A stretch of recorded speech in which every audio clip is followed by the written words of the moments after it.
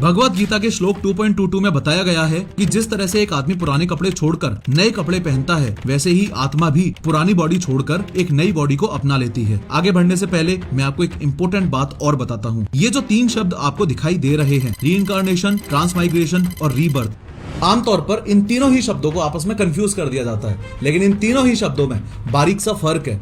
ध्यान से समझो। रीइंकार्नेशन का मतलब है कि मरने के बाद एक सोल यानी कि आत्मा नई बॉडी में जन्म ले लेती है और अपनी जर्नी कंटिन्यू करती है। सोचो आप एक वीडियो गेम खेल रहे हो और आपका कैरेक्टर मर जाता है, लेकिन गेम खत्म होने के बजाय आपका कैरेक्टर वापस जिंदा हो जाता है। जैसे मान लो आप वॉरियर खेल रहे हो, आप मर गए तो आपका अगला जन्म एक मेज के रूप में हुआ, पर आपके पास वॉरियर वाली सारी मेमोरीज भी हैं। ट्रांसमाइग्रेशन का मतलब है कि मरने के बाद एक सोल एक बॉडी से दूसरी बॉडी में मूव करती है और कई बार उसकी एग्जिस्टेंस का फॉर्म ही बदल जाता है। जैसे मान लो उस वीडियो गेम में आप एक ह्यूमन नाइट की तरह खेल रहे थे, आप मर गए और आपका नेक्स्ट रूप एक ड्रैगन का बन गया। इसके अलावा रीबर्थ जन्म, मृत्यु और रीबर्थ की कंटिन्यूअस साइकिल पर फोकस करता है, जहां लाइफ फोर्स कंटिन्यू करती है, ना कि सेम सोल या पर्सनल आइडेंटिटी। जैसे एक न्यू गेम मोड को शुरू करके आप एक ब्रांड न्यू कैरेक्टर के साथ खेलना शुरू कर सकते हो। इन सभी कॉन्सेप्ट्स में मौत के बाद कंटिन्यूएशन तो होती है, लेकिन ये अलग अलग तरीकों के आइडेंटिटी और फॉर्म को देखती है।